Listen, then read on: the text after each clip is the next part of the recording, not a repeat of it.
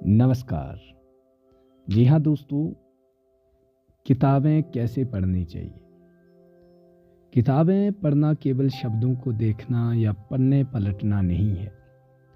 ये एक गहन दार्शनिक, साहित्यिक, राजनीतिक और ऐतिहासिक यात्रा है जो मन, आत्मा और बुद्धि को एक साथ समृद्ध करती है।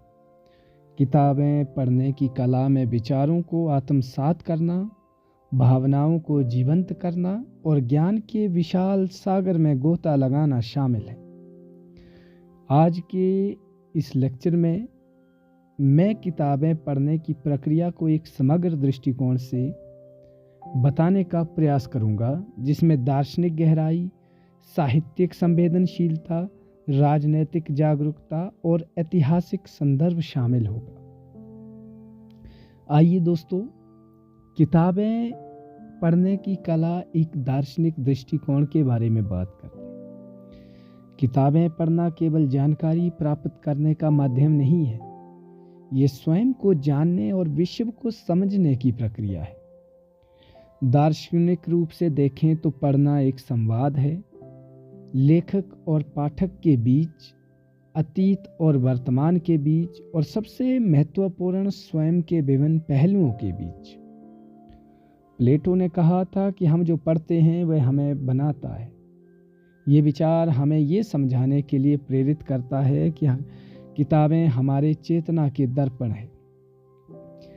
जी हाँ दोस्तों, किताबें पढ़ते समय हमें ये प्रश्न पूछना चाहिए, मैं इसे क्यों पढ़ रहा हूँ? क्या ये केवल मनोरंजन के लिए है, या ज्ञान अर्जन के लिए है, या फिर स्वयं को बेहतर बनाने के लिए? दार्शनिक दृष्टिकोण से पढ़ना एक आत्म खोज की प्रक्रिया है। जब हम उपन्यास, निबंध या दर्शन शास्त्र की किताब पढ़ते हैं तो हम अपने भीतर छिपे विचारों, भावनाओं और विश्वासों को उजागर करते हैं। उदाहरण के लिए, जब आप काफ्का का मेटामॉर्फोसिस पढ़ते हैं तो आप केवल एक कीड़े में बदलते व्यक्ति की कहानी नहीं पढ़ते, आप समाज में अपनी पहचान, अलगाव और अर्थहीनता के प्रश्नों से जूझते हैं। दार्शनिक रूप से पढ़ना एक ध्यान की प्रक्रिया है। ये मन को शांत करने और विचारों को केंद्रित करने का कार्य है। जैन बौद्ध धर्म में ध्यान का अर्थ है मौजूद रहना। जब आप किताब पढ़ते हैं तो आपको पूरी तरह से उस क्षण में मौजूद रहना पड़ेगा, मौजूद होना चाहिए। फोन, सोशल मीडिया और अन्य विकर्षणों को दूर रखना पड़ेगा। एक शांत स्थान चुनें और किताबों को अपने सामने रखें, जैसे कि ये एक पवित्र वस्तु हो। प्रत्येक शब्द, प्रत्येक वाक्य को आत्मसात करें। ये प्रक्रिया न केवल आपको किताब को बेहतर ढंग से समझने में मदद करती है, बल्कि आपके मन को भी शुद्ध करती है। पढ़ते समय प्रश्न पूछना आवश्यक है। ये एक दार्शनिक जिज्ञासा का उदाहरण है। उदाहरण के लिए, यदि आप मार्क्स की कम्युनिस्ट मैनिफेस्टो पढ़ रहे हैं तो पूछें, क्या ये विचारधारा आज भी प्रासंगिक है?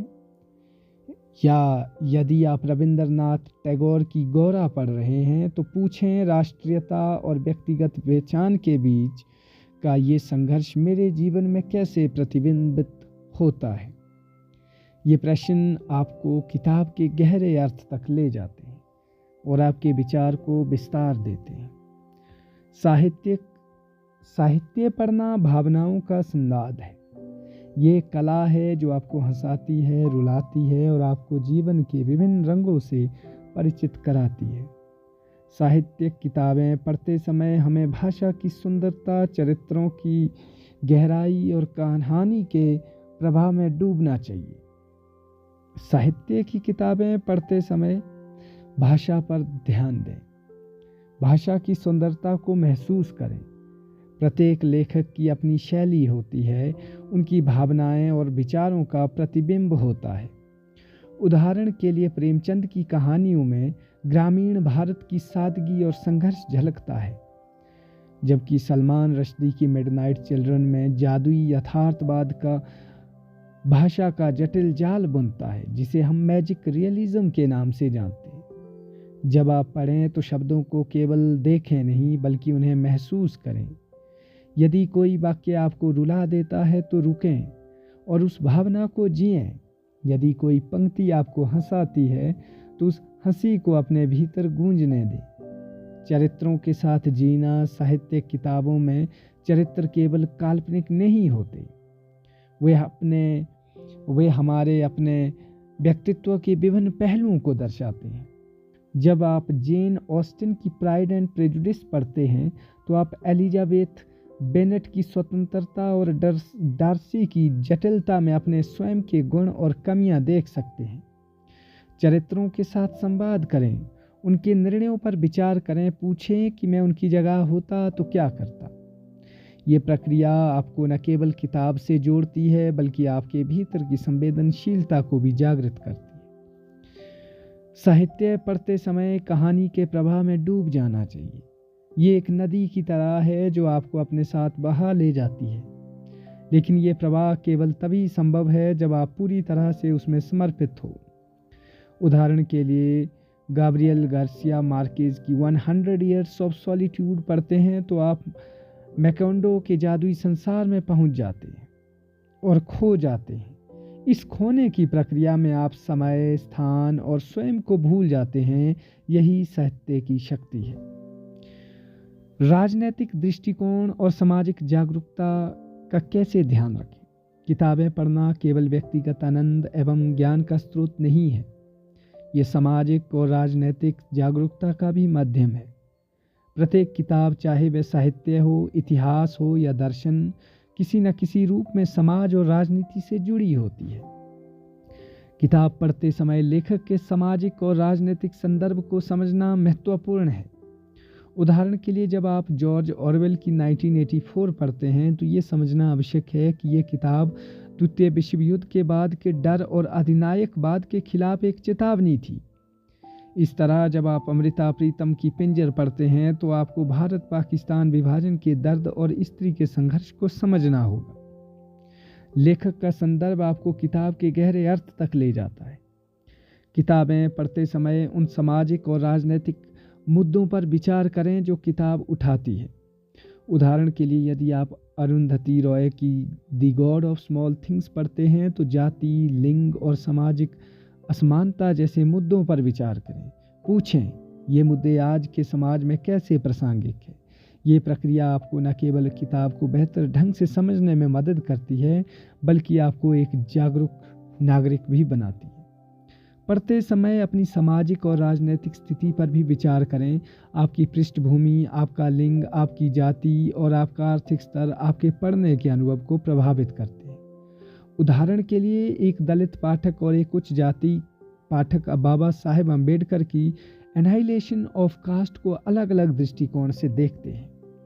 अपनी स्थिति को समझना आपको किताब के विभिन्न आयामों को देखने में मदद करता है। किताबें समय की सीमाओं को तोड़ती है। वे आपको अतीत, वर्तमान और भविष्य की यात्रा पर ले जाती है। ऐतिहासिक दृष्टिकोण से किताबें पढ़ना आपको मानवता के विकास, सभ्यता के उत्थान, पतन और विचारों के प्रवाह को समझने में मदद करता है। किताबें पढ़ते समय उसके ऐतिहासिक संदर्भ को समझना महत्वपूर्ण है। उदाहरण के लिए यदि आप होमर की इलियड पढ़ रहे हैं तो आपको प्राचीन ग्रीस की संस्कृति, युद्ध एवं धर्म को समझना होगा। इस तरह यदि आप रामचंद्र गुहा की इंडिया आफ्टर गांधी जी पढ़ रहे हैं तो आपको स्वतंत्र भारत की ऐतिहासिक और राजनीतिक परिदृश्य को समझना होगा। यह संदर्भ किताब को जीवंत बनाता है।